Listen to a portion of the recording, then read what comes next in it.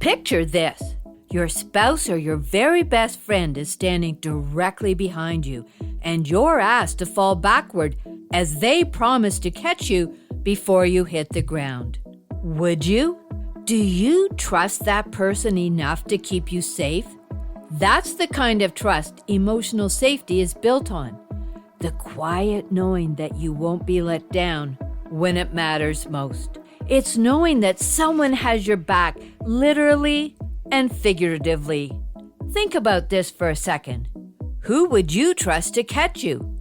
If you hesitated, even for a moment, that tells you something important. Because trust, absolute deep trust, is the foundation of emotional safety in any relationship. Without it, we're always bracing for impact. Welcome to Lessons for Life with Grandma Kate.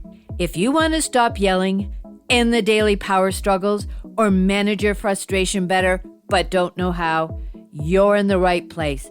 I get it. I was there too. As a grandma, I finally started learning the emotional life skills I wish I'd learned at a younger age. Each week, I share simple, practical life lessons to help you develop your own social emotional skills so you can be the calm, confident inspiration to others. The life lessons from today's episode can also be found in the link to the blog post, which is in the show notes, so you can go deeper or share them with someone who needs them. And if you're looking for inspiration to start implementing these life lessons, consider signing up for my weekly newsletter where I focus on one lesson each week. The link is also in the show notes. New episodes drop every Thursday, so hit that subscribe button. And hey, if something here speaks to you, leave a quick review to help others find these life lessons too. Like a lighthouse, steady and strong, let's all shine a little brighter today. Emotional safety and trust are inseparable. You can't have one without the other. Emotional safety is that deep, quiet knowing that you can be yourself, flaws, fears, and all, and the other person won't use it against you. It's built on trust. Trust that you'll listen instead of judge, that they'll stay when things get uncomfortable, and that they'll protect what you share instead of using it as ammunition later. But here's where it gets complicated. If you grew up in a home where safety was unpredictable, your body learned that trust could vanish without warning. Maybe love depended on your behavior. Perhaps moods changed without explanation, or feelings weren't handled with care. When emotional safety wasn't something you could count on, your nervous system learned to brace instead of relax. You became hyper-aware of tone, silence, and body language because those were your early warning signs. You learned to hold your breath before speaking, to rehearse conversations in your head, and to scan someone's face for signs that it was, or wasn't, safe to ask for something. And that's why as adults, emotional safety can feel confusing.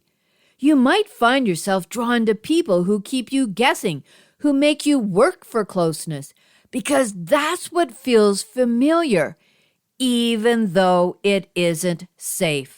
Real safety actually feels boring at first because it's stable, predictable, and almost too easy. Your nervous system doesn't know what to do without the adrenaline of wondering where you stand. The absence of chaos feels foreign when chaos is all you've known. It's easy to focus on whether others make you feel safe, but emotional safety is a two-way street. On the flip side, here's the uncomfortable question nobody wants to ask. Are you trustworthy? It's one thing to crave emotional safety. It's another to create it, because you can't demand emotional safety while being emotionally unsafe to others. Being trustworthy means more than keeping secrets. It means being honest and reliable, following through on what you say you'll do. It means not using someone's vulnerability against them when you're angry. It means listening without making their pain about you. It means being consistent, not just showing up when it's convenient, but staying present when things get messy or uncomfortable. The cycle doesn't break by accident. It breaks when you're willing to ask yourself, would someone feel safe falling backward with me behind them? Would they trust me to catch them? Not just physically, but emotionally too. And if you've been living in that cycle for too long, constantly guarding yourself, testing others, or walking on eggshells, your body pays the price. The constant hypervigilance shows up as anxiety, exhaustion, insomnia, and tension you can't shake. You feel on edge, never fully relaxed, even in moments that should be peaceful. Your sense of self starts to erode too. You begin questioning whether your feelings are valid, whether you're too much or not enough. You shape-shift, adjusting yourself to fit whatever feels safest in the moment. You stop knowing what you truly want because you've spent so long managing everyone else's reactions. That's the quiet cost of living without emotional safety.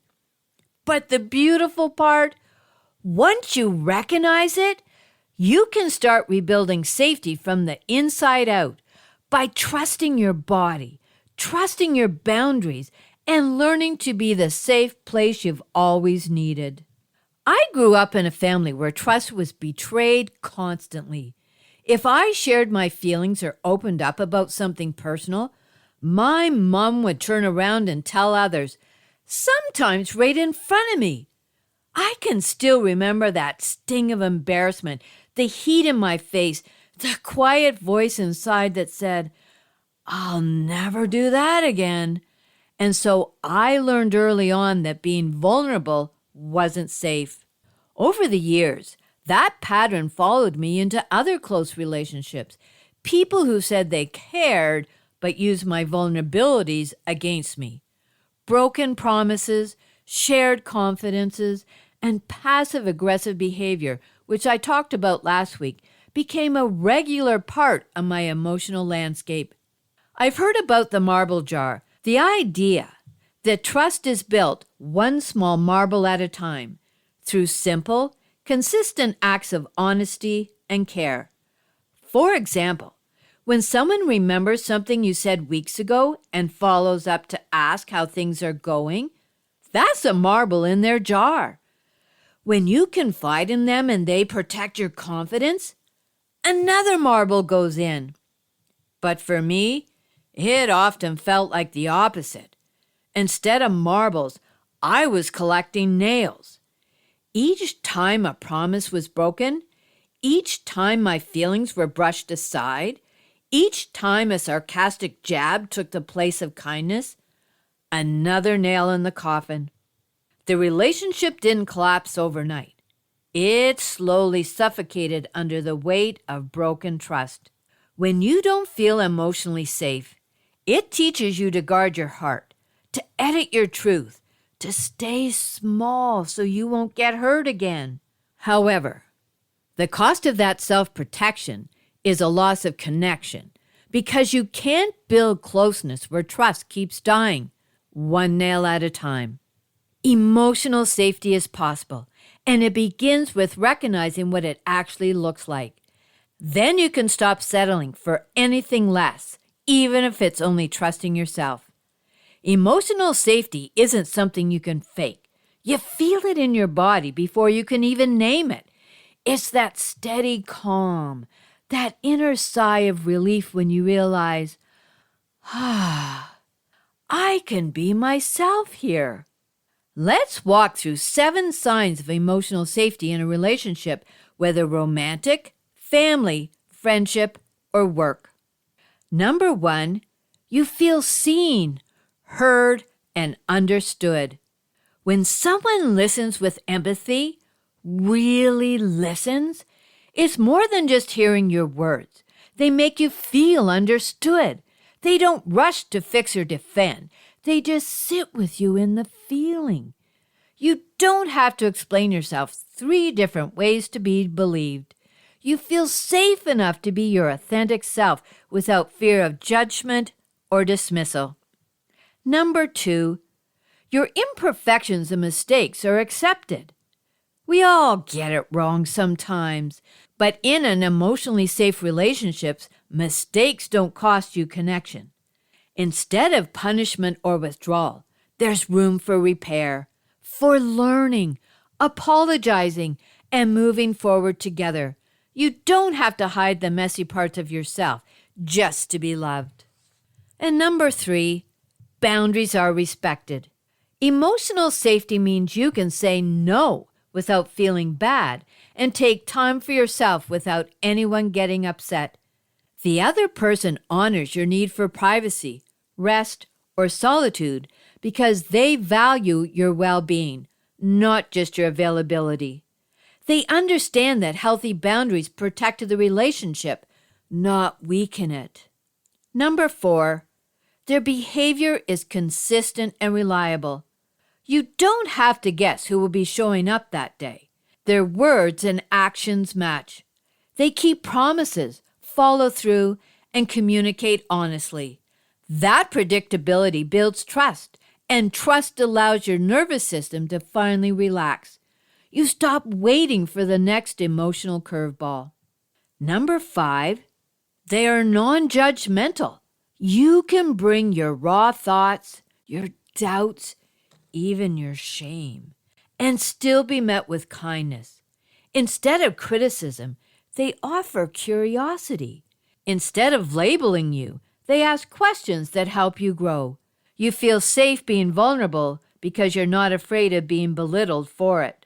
Number 6, hard conversations don't threaten the bond. You can talk about uncomfortable things without the relationship falling apart. You don't have to tiptoe or avoid conflict. Even when emotions run high, both of you stay anchored in respect. There's no silent treatment, no revenge, no walking away mid-conversation. Disagreement doesn't mean disconnection. And last, number 7, empathy and compassion guide their actions. When you're hurting, they don't try to talk you out of your feelings or make it about themselves. They meet you where you are with care, patience, and understanding. They might not always know what to say, but they make sure you don't feel alone in it. And that's what emotional safety really is, knowing you're safe, even when life isn't. In conclusion, here are 3 life lessons for this week. Emotional safety begins with self-safety. Before you can recognize emotional safety in another person, you must learn what it feels like inside yourself. That means honoring your feelings, speaking your truth gently, and not abandoning yourself to keep the peace. When you become a safe place for your own emotions, your standards shift, and relationships that once felt familiar suddenly feel too costly. Consistency is louder than words. People can say all the right things, but emotional safety is built in patterns of behavior, not idle promises. Pay attention to reliability, follow-through, tone, presence, and how someone responds when you're struggling. Those tiny everyday moments matter more than big declarations. And number 3, you don't lose safe people. You lose people who benefited from your silence. When you raise your standards, some relationships won't survive, not because you're difficult, but because you're finally choosing yourself. If someone only felt comfortable when you were shrinking, avoiding conflict, or tolerating emotional neglect, losing them is not a loss. It's alignment. When you protect your peace, the wrong people fall away and the right people lean in. When you stop settling for emotional crumbs, you make room for real connection. Whether you're figuring out your own feelings, working through a tough moment as a family, or learning how to talk things through with others, you're practicing the emotional life skills that help us grow into the people we're meant to be. Listening is wonderful, but nothing changes unless you use what you've learned.